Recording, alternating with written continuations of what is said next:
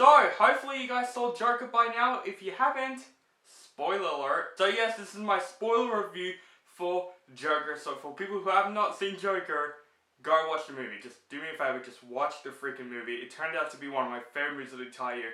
I just watched Joker the second time, so let's talk about this movie in more freaking detail. So spoiler comes in 5, 4, 3, 2, 1.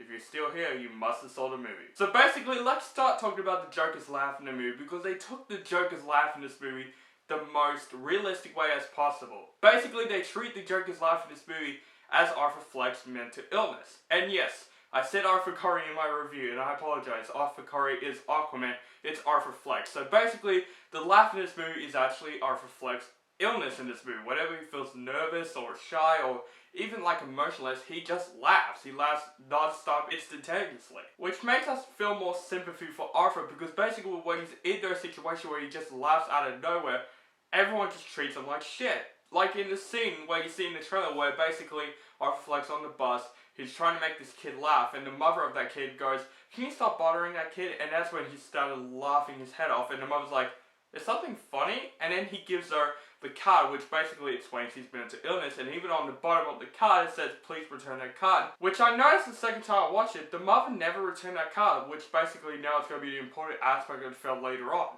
So basically Arthur Fleck lives with his mother. His mother is sick, he's very ill, and you find out that Arthur Fleck is also a fan of Murray Franklin, played by Rob De Niro, who is this talk show host. He's kind of like Jimmy Fallon or James Corden in Gotham City or something like that. Basically he's a fan of him. He even imagines himself being on that show where basically Murray Franklin like kind of feels bad for him and all that stuff.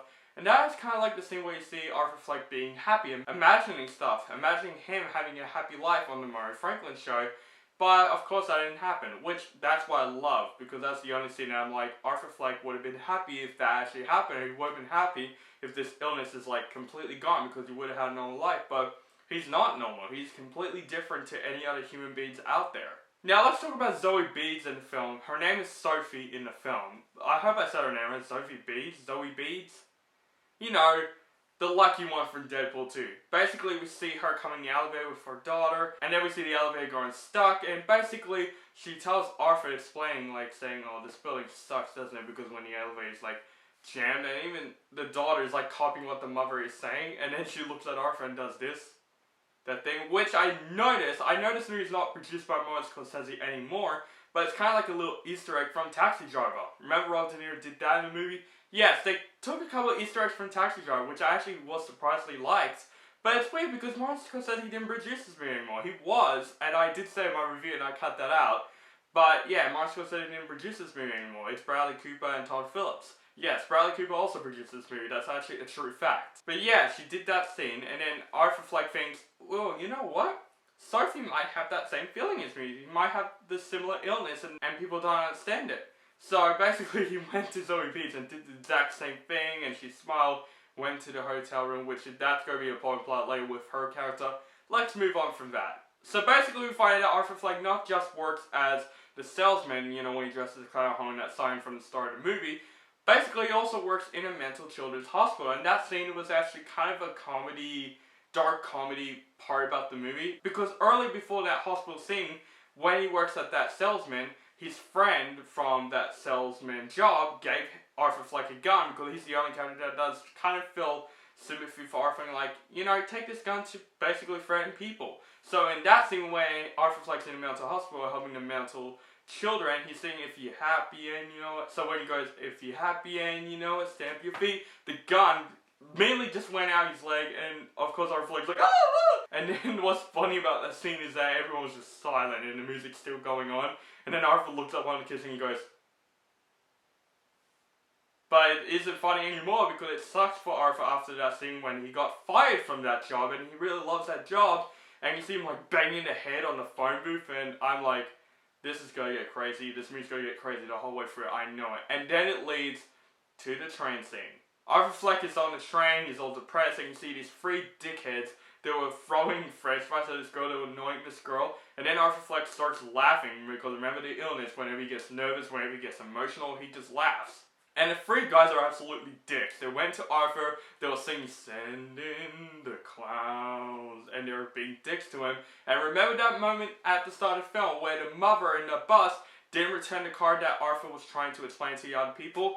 Well, basically, Arthur's trying to find the card, but of course, he lost it, which I cannot believe I didn't notice that the first time I saw it. And the three guys are just beating him down, beating him down, kicking him to the ground, and Arthur just bang, shot those three guys. Remember that gun that his employee friend gave him? Yes, he shot those three men, which basically turns out way differently than I thought after that reaction, that scene, because basically Arthur Fleck, after that, went to one of the bathrooms and he just bellowed, which symbolizes that he enjoys murdering. He becomes obsessed with violence after that, and then after that he becomes more confident and it completely changes. Like when Arthur Fleck is about to do stand-up comedy, because that was his dream, and it didn't start out that well because he has that laugh. And what I really was so disturbed by his laugh in the film is that you hear him like choking when he laughs. Yeah, it's like he's not actually laughing because it's funny, he's just laughing because he couldn't help it.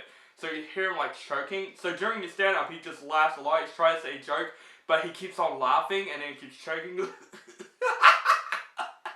Like, it feels so disturbing. And then it goes well after that, where Arthur Fleck just explains the jokes.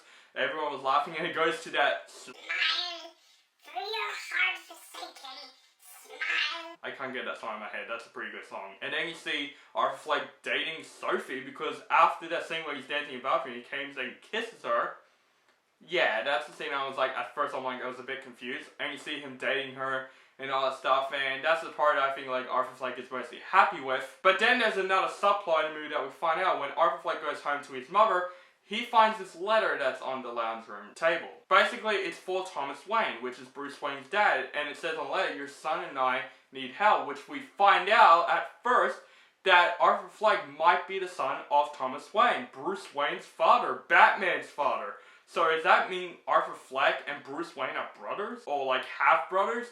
That is interesting, and that's an interesting approach they did on the Joker. So Arthur Fleck went into the Wayne Manor, and he saw little Bruce Wayne. He's playing with him, showing him magic tricks, and then Alfred came, and Arthur told Alfred, basically, I want to see Thomas Wayne because he is my father, and my mother is related to him.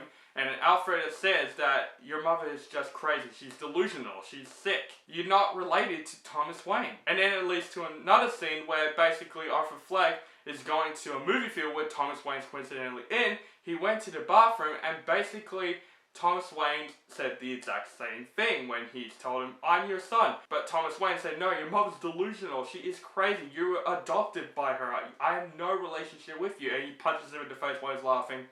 Yeah, that's pretty dickish move, but also it's a Joker movie. It took from the perspective of Arthur, so basically Thomas Wayne kind of did the right thing because this man is crazy. Pretty dark way the way I said that. After that scene, basically the guys from the Maury Franklin show, where Robert De Niro, the host, calls Arthur Fleck and say, "We want to be on the show," because they loved the comedy show that he just did, or basically they made fun of him when he knows, but they invited him on the show, which that's going to be the important part of the movie, which I'll explain that later. But then when Arthur Fleck goes into Arkham State Hospital and visits one of the guys that basically signs the papers and all that stuff in custody and all that stuff at the hospital, and we find out that basically all of this Thomas Wayne and Arthur's mother aspect is actually true. Arthur's mother actually is delusional. She is crazy. She adopted him, which that is when Arthur just goes down. He is losing his shit. After that, he went to Sophie's apartment, and then we see Sophie coming out going, "What are you doing in my hotel? You're Arthur, right? Can you please get out of here?" And that's the part I was like, wait a minute. What? And my brain was absolutely right by that. He was actually imagining her. He didn't actually date her at all. He's actually imagining her, basically. So, what happened after that? Because Sophie didn't appear after that. So, did he kill her? I don't know. But then Arthur loses his shit once again. He went to the hospital because his mother was ill. She went to the hospital and Arthur Fleck just kills his mother. What he said before he killed his mother is like, "My life is a tragedy, but now it's a f***ing comedy." I love that line. That line was awesome. Yeah, but Arthur Fleck killed his mother, put the pillow around her, and choked her, which was very, very disturbing to watch. And that's where Arthur Fleck is starting to transform into the Joker. He started putting the white makeup on, and then, remember that employer that gave Arthur Fleck that gun? Yeah, he came to cheer him up, and also his dwarf friend that he's also very nice to Arthur Fleck. And of course, Arthur Fleck kills that employee. He got these, like, I don't know, his cutting scissors or his nail cutting scissors. You know what I mean, why you see him. He stabs him in the neck, he stabs him in the eye, and headbutts him to the wall. Oh my god, that is some violent shit. And remember in my spoiler-free review where I said there are parts of this movie that I was laughing, but I'm not really supposed to laugh? That is that bit right there. The dwarf friend basically was like terrified, and Arthur's like, nah, you can go, you're very nice to me.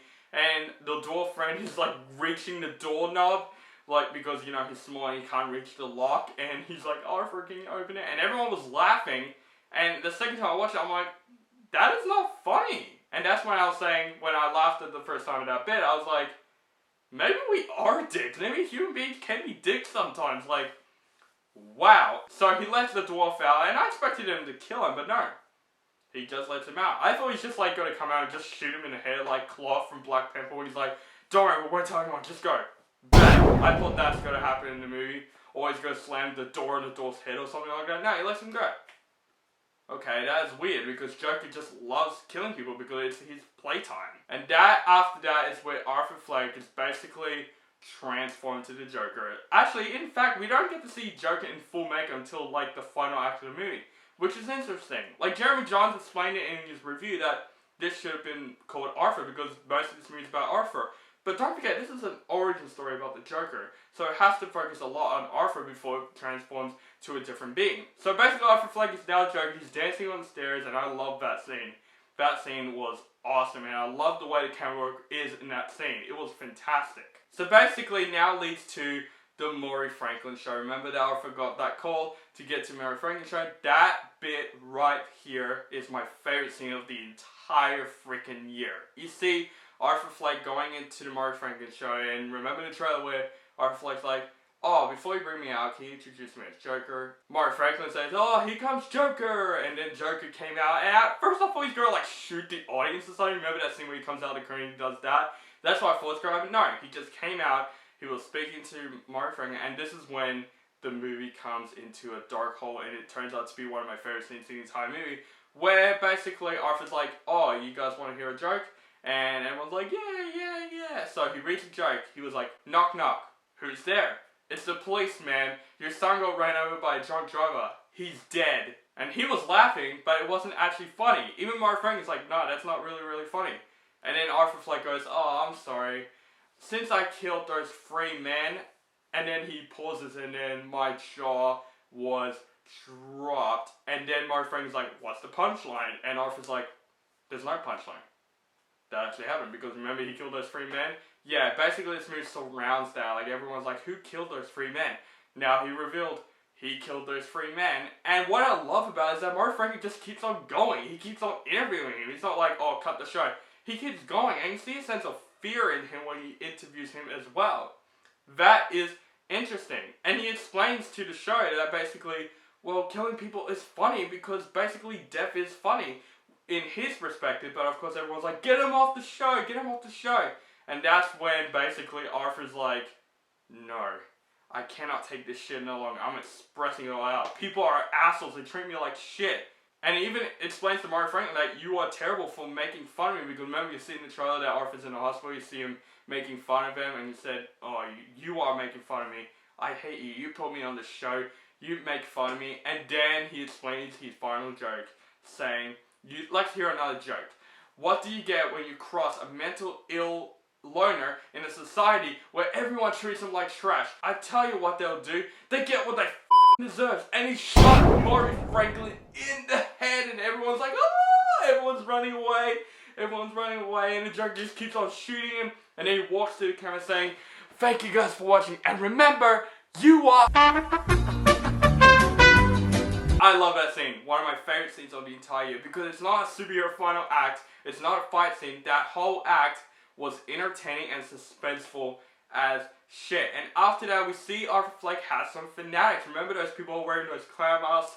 Yeah, those people in clown masks are basically on Arthur's side, complaining that why clowns are being banned and all that stuff. So basically the fanatics are going crazy. They're torturing Gotham City. And we also get to see Dwayne's murder in the film, which is something that I did expect towards the film. Because, you know, Thomas Wayne's being addicted to Arthur Fleck, and you see it in the trailer. So I'm like, yeah, Joker's gotta have something to do with the Wayne's parents' death, and that actually happened. And then Arthur Fleck gets saved by the fanatics because he got run over by the ambulance in a police car because he was getting arrested.